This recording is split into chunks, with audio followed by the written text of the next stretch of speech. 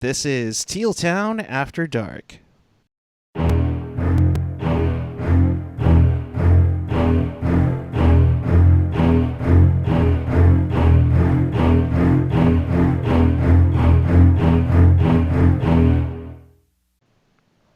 Good evening, everyone. It is January 7th, 2020, and oh my goodness, what an interesting game we will discuss on this one. Sharks lose 3-2 to the Blues, and welcome to this edition of Teal Town After Dark. We are your live and interactive Sharks post-game show back on YouTube. Thank you very much. So if you want to be part of the show, here's how you do it. You can join with us and fellow Sharks fans in the YouTube chat on the page or the app, and of course follow the social here on Teal Town USA, whether it's Twitter, Instagram, YouTube, Facebook, SoundCloud, Reddit, and of course our Discord channel, and of course find more Sharks content at tealtownusa.com. With that, hello everyone. I am joined by the angry Canadian robot, Ian Reid. I'm the sad Canadian robot. Sad Canadian robot. I'm all out of anger.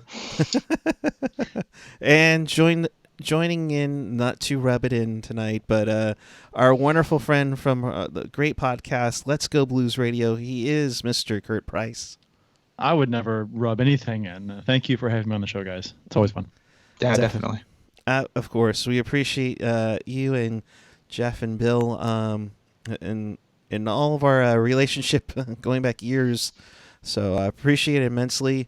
And of course, everybody enjoy Chris saying live on YouTube. Yes, that is it. Your eyes are not confusing you. We are back on the YouTube channel. So we appreciate you sitting through our, we'll call it, experiment on Periscope. And Phantom 044 says, I need a hug. I think we all need a hug. And not to get it out of the way, James Abel, what's really damaging about this year is the Sharks are going to finish bottom 5 teams and not get a pick, and that hurts the most. Yes. But that person that you gave up the top 5 pick for did something tonight, right? Silver lining, folks. Come on now. Let's get at it. The first period, nothing really much of note per se, but unfortunately, Vlasic loses his chance at the Lady Bing. He takes a holding call. Otherwise, a fairly quiet first period, despite the Blues outchancing 10-5. Ian. Yeah, I mean, they didn't. I didn't think they got off to a fantastic start. They kind of held their own and held their head above water, and I think I don't really believe in like jinxes and everything else, but man, Kurz, I don't know what to tell you. Yeah, right. Kevin Kurz, like he tweeted like I think the other day, just like, oh, Vlasic has no penalty minutes, and then like no penalty minutes. And the other night where he, when things went super sideways, and he had tweeted out, well, basically this is the Sharks' record now, blah blah blah blah blah, and obviously that went sideways. Kevin Kurz, just stop tweeting. I love you, buddy, but stop tweeting. Curt, as I come to you for after the first period, MLS fan 20, Nolan, good evening to you, sir. Gotta hand it to the Blues. They have no signs of a cup hangover whatsoever. Yeah, no, that's kind of been the talk of the town a little bit. We've had a couple of 3-game winless streaks, which we just came off of before tonight. But other than that, they've been pretty good. A couple of issues here and there with injuries, but they've seemed to overcome those. Next man up kind of a thing.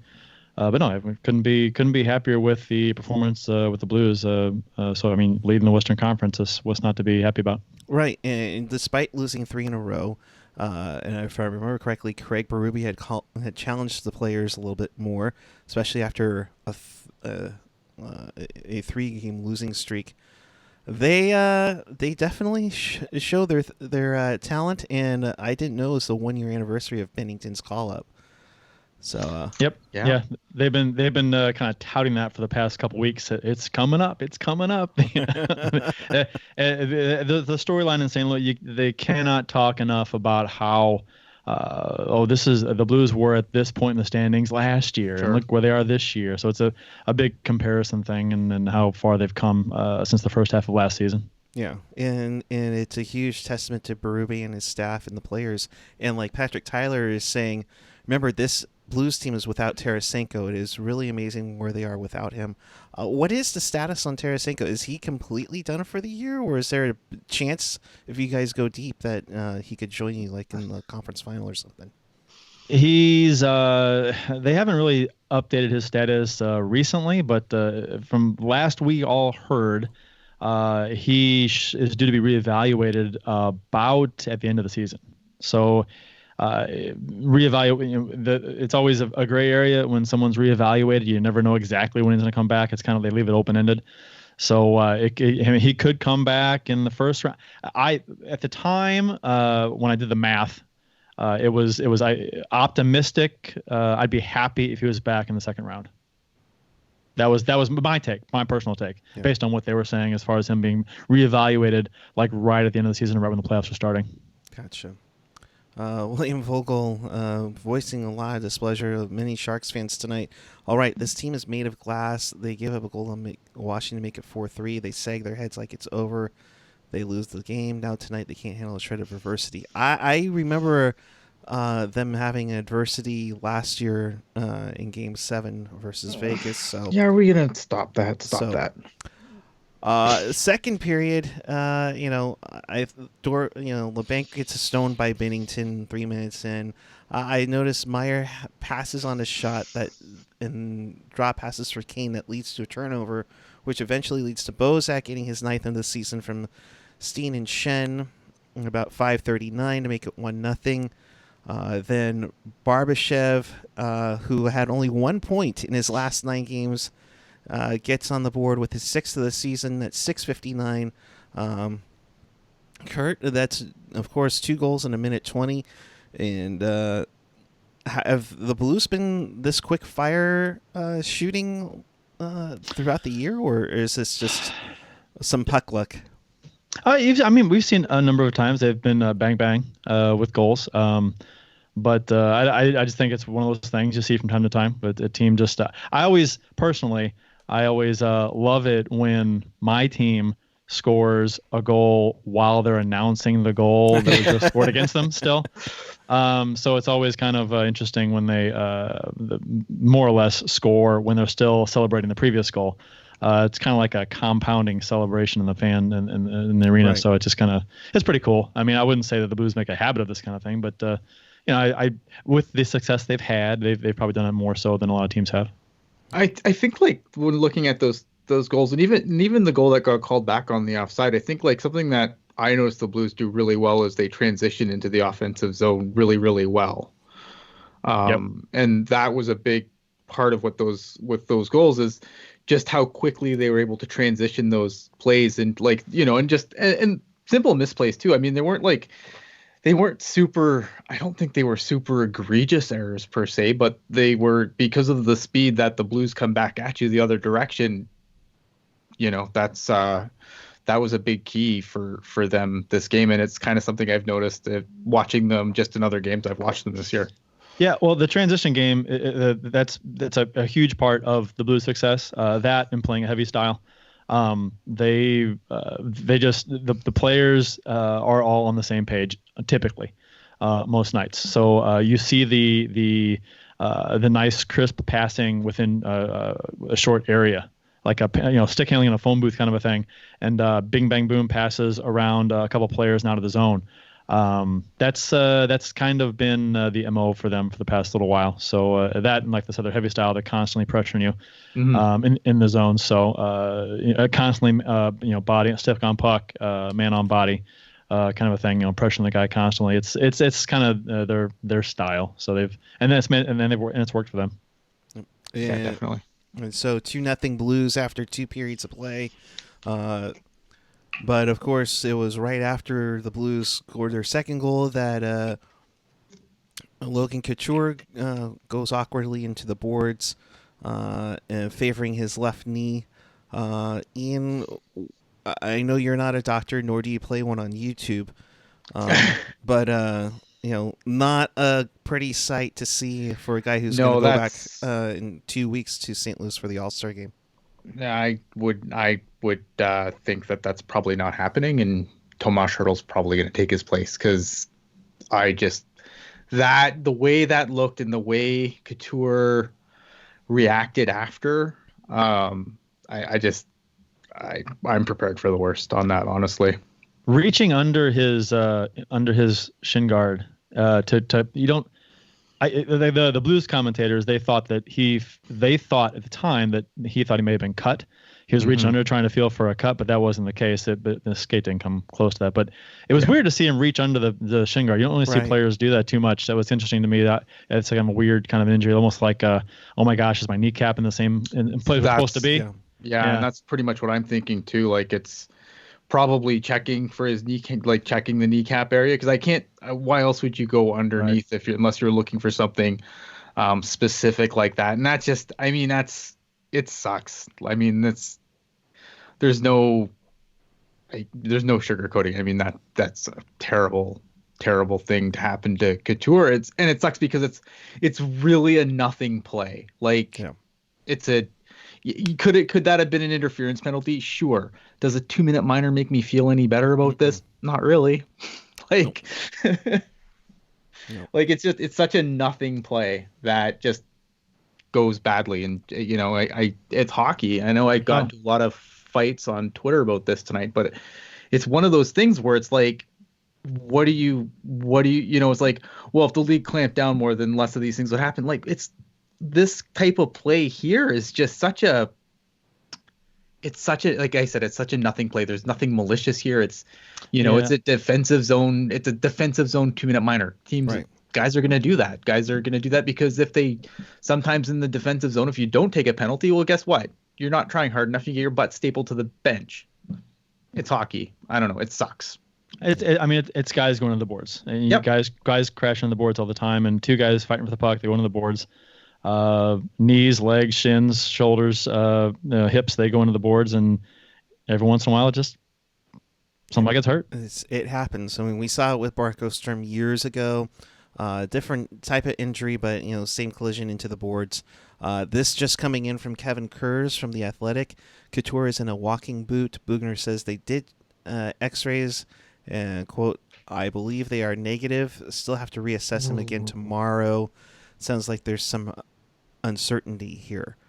Of course, this team is finished with their 5-game road trip. They will head back to San Jose probably tonight, if not tomorrow, and get reevaluated there to see. I mean, this is a huge blow to the Sharks if this is a long-term injury. Considering that this team has struggled offensively to get anything going. We won't guess, and unless we hear something else coming from the dressing room, we'll make sure we hear from it or get that to you. But if we hear anything else, we'll share that. But we won't speculate as to how serious this could be. But it's a knee injury. I mean, Chris, myself, and a lot of you have dealt with knee injuries, and those are always scary to think about. Yeah, so. Super. So, and also in the chat, yes, I would never be caught dead wearing a Red Wings hat. Give me a break. You'd have to kill me and put it on my lifeless corpse. No, he's wearing a Stu Greyhound's cap, which I'm kind of jealous over because it was just the closest. It was the closest hat I could find. My hair's a disaster. See, nothing to it. If you're just joining us, welcome to Teal Town After Dark. Yes, we are back on YouTube. We appreciate you immensely. So do us yourself a favor. Hit that subscribe button down below. We are on the road to 2,000 now officially. We are at 1,900 subscribers. We appreciate you guys immensely. We're also on the road to 5,000 Twitter followers. So follow us on the Twitter machine right now. We appreciate it immensely here. So moving onward to the third period, Shen takes a hooking call early in the period. The Sharks get a power play goal from Timo Meier, from Erik Karlsson and Barclay Goodrow at 2:14. You get so you're telling me there's a chance. And of course, 4 power play goals and 8 chances for the Sharks in 2020. Ian, I mean, yay! They finally broke out of their stretch and they've changed up the power play. Thank goodness.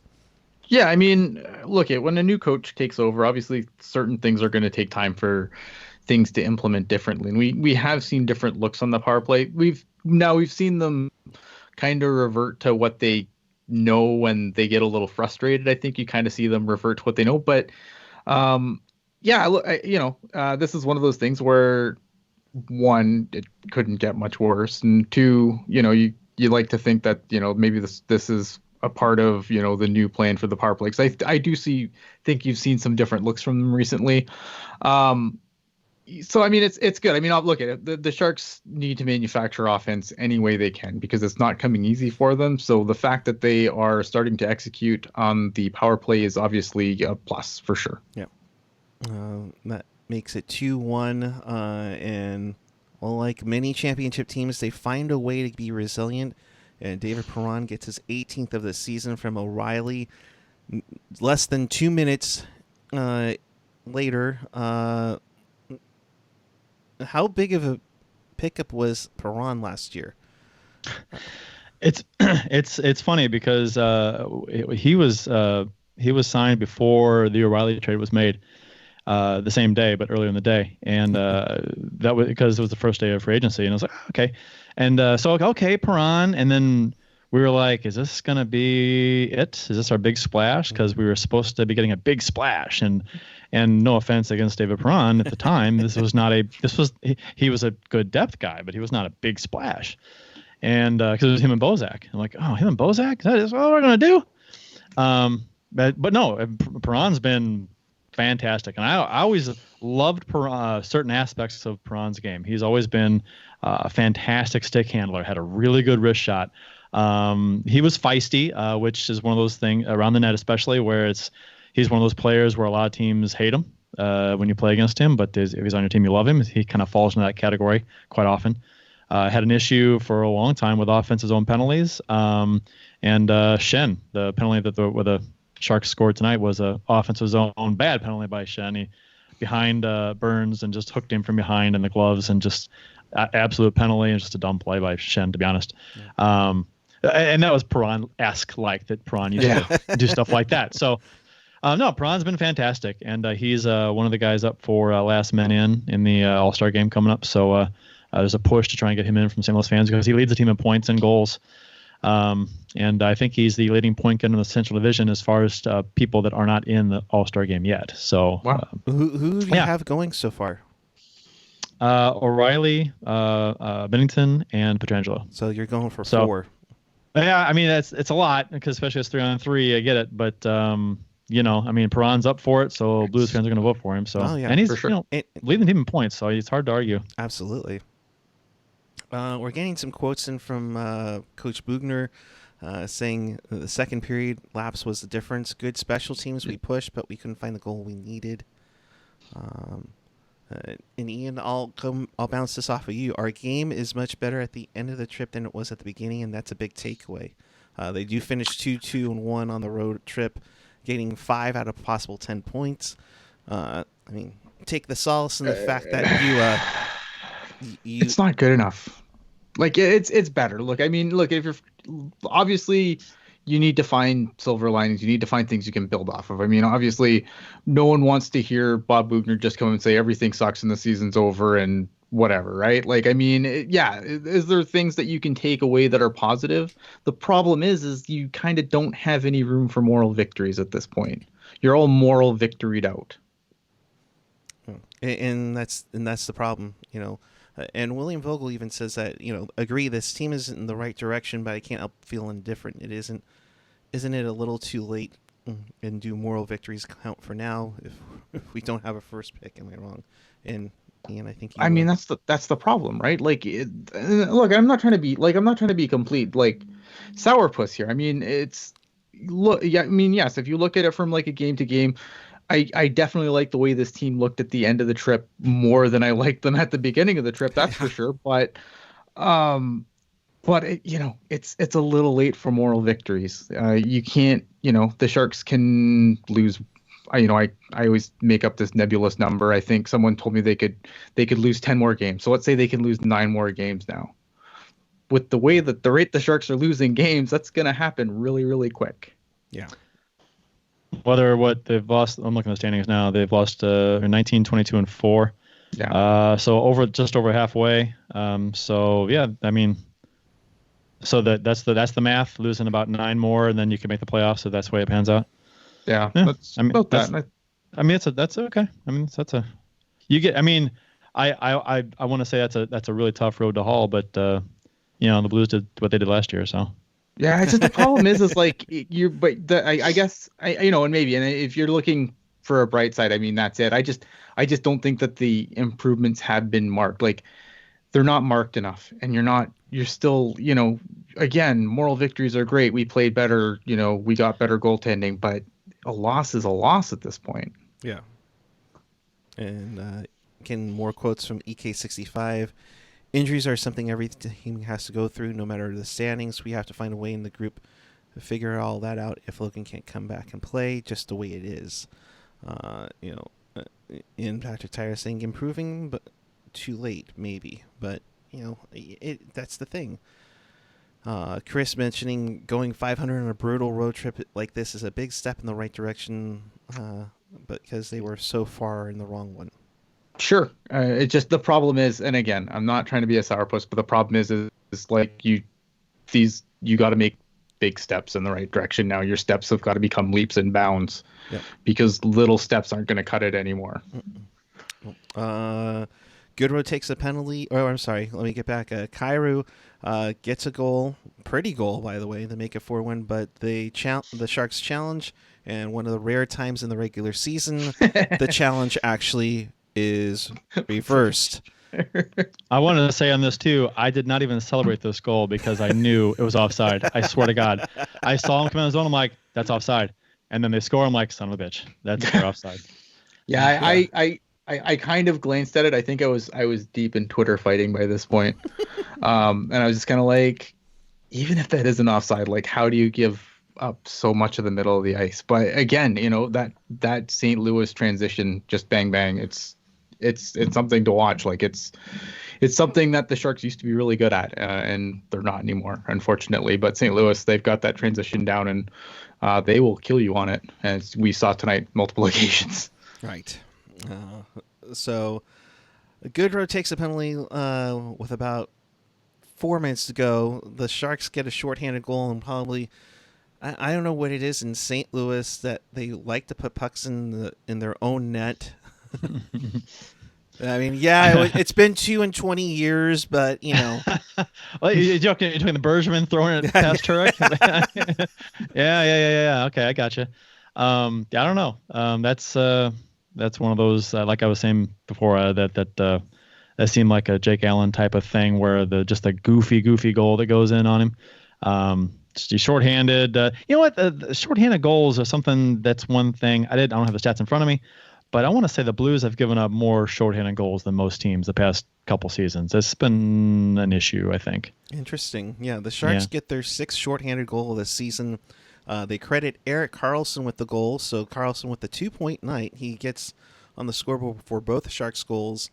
The Sharks can really muster anything offensively when they pulled Dell, whenever they could pull Dell. Can I say something? Absolutely. Like you're at a minute left, and both Erik Karlsson and Brent Burns, these guys have been in the league a long time. There's a minute left. You're down by a goal, and they stop to bitch at the ref. I was going to say something about that, because the puck it hit someone on the Blues bench. Okay. Right? I'm pretty sure that's what they were complaining about, because the puck was dumped in, and I think it hit someone on the Blues bench or the Sharks bench, whichever bench that was. And they both stopped playing. They both had their hands in the air, and I was like, "What's going on?" The play didn't stop, and they really held their hands in the air for quite a while. I'm like, "Well, it was embarrassing. Like it was really angry. Like in that situation, like, and I understand. Like, look at maybe the puck did hit someone, and maybe the play should have been blown dead. But you know what? The whistle wasn't blown. Play to the whistle. God, right. Like especially like again, like I said earlier, like. Moral victories are fantastic, but you know what's better? 2 points. Yeah, exactly. 2 points are better than moral victories, and you can't get 2 points when you're standing still for like what felt like an eternity when you're down by a goal, trying to force overtime. It's just frustrating. And there's that mental sharpness, that we could talk about having that adversity when you see your captain go down. Captain go down. Where Stop it. I know, sorry. Just correlation, my bad. Sorry. But it's that sharpness, where this team was a little more sharp last season. And yes, they did have maybe a more deeper squad, but I think it's not even sharpness. It shows some desperation. Or like we mentioned, give a damn after the Detroit game. Yeah, it's desperation. I mean, you this team needs to be desperate. This team needs to tooth and claw for everything that if it's going to turn this around, it's going to have to do it like tooth and claw its way through. You can't have just you need to be desperate. You can't play, waiting for a whistle. You got to play to the whistle and then bitch.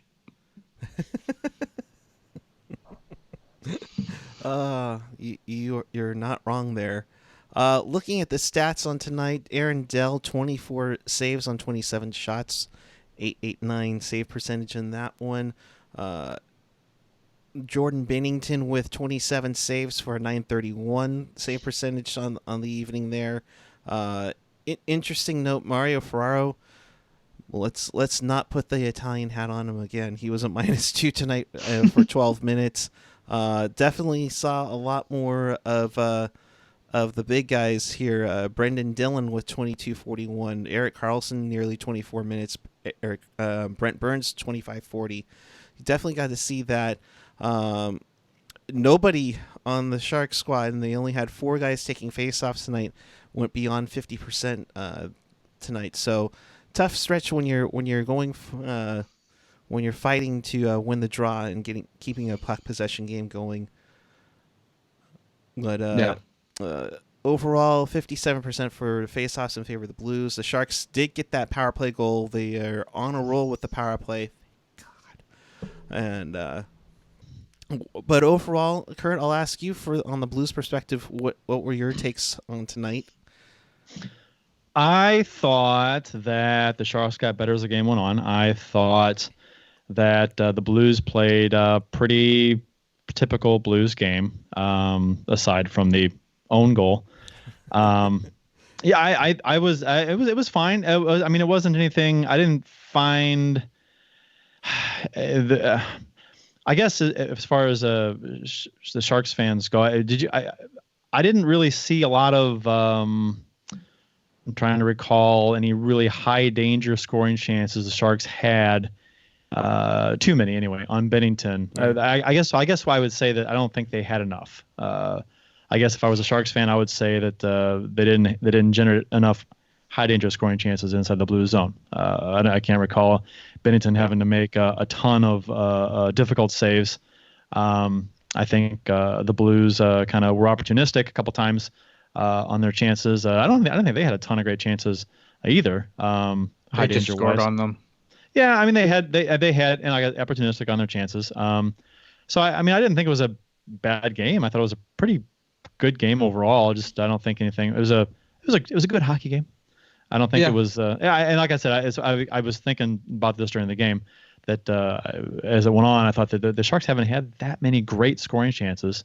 But I guess they got better as the game went on because they scored a couple late. And they made it interesting at the end. So it was a fine game. Yeah. No, I think that's pretty. I think it's a pretty fair observation. I would agree with pretty much all of that. I thought that. I agree. I thought that the Blues obviously they took advantage of what they were given. And the Sharks did too to an extent. I mean, obviously, Ryan O'Reilly did us a solid, which was always nice because I love that dude. Now I love him even more. but I mean, they did. No, I think that I would agree. I think the Sharks did get better as the game went on. Maybe it was a little too late. Maybe you wanted to see a little more desperation at the end of the game there again. But I'm not going to beat that horse again. So I mean, yeah, I I'd concur with that observation.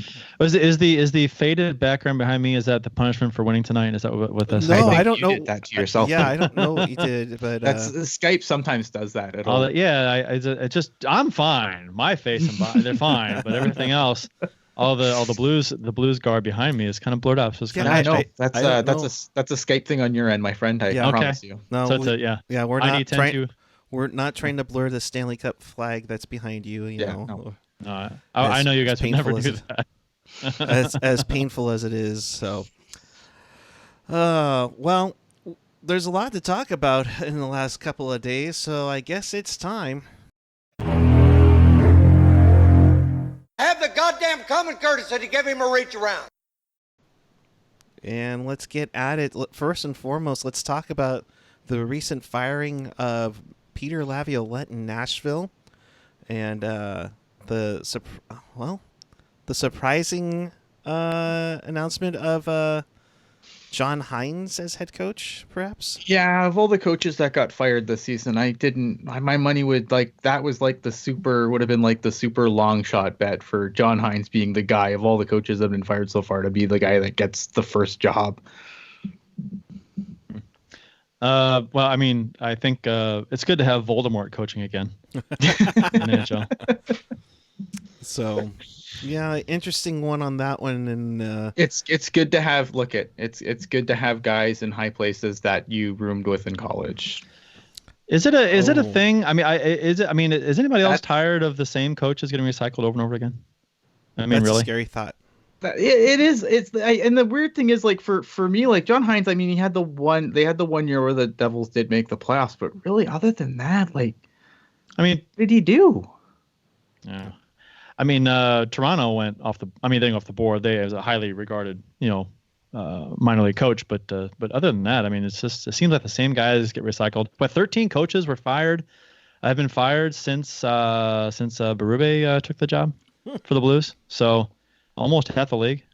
Jeez. Yeah, it's pretty crazy because it's weird because like it's not even like good coaches getting recycled or quote unquote good coaches. Like it's like that's the Hines thing really surprised me because there's just other if you're gonna go the retread route, I think there's better coaches out there. But that's just my opinion. And we'll blame the Blues mainly because everybody thinks, oh, we just changed our coach and everything will turn around. It's a copycat league. It is a copycat league. Well, John Hines was at the helm of the Nashville Predators tonight, and what a showing he had as his Predators lose 6-2 to the Boston Bruins.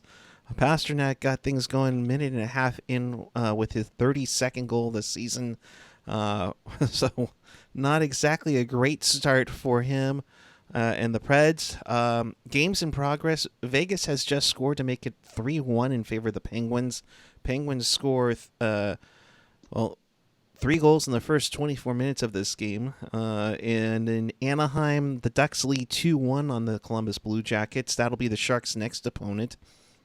In the battle of 7-game winning streaks, the Vancouver Canucks and the Tampa Bay Lightning. Oh boy. Tampa Bay wins 9-2. And in another rare sighting, Louis Eriksson got a goal tonight. Well, hey, there's something. Yeah. So in other news where things won't help for the Sharks in the standings, Coyotes beat the Panthers 5-2. Taylor Hall ends up getting the game-winning goal in that one, and the Coyotes keep rolling on. Sick feed from Kessel. Islanders beat the Devils 4-3 in overtime. Anders Lee with the overtime winner in that one. PK Subban his 5th of the season in a losing cause. Capitals continue to roll 6-1 over the Ottawa Senators. Ovechkin with 2 goals. Oshie with 2 goals in that one. In Carolina, where they signed Justin Williams. Oh, gee, didn't see that coming. 5-4.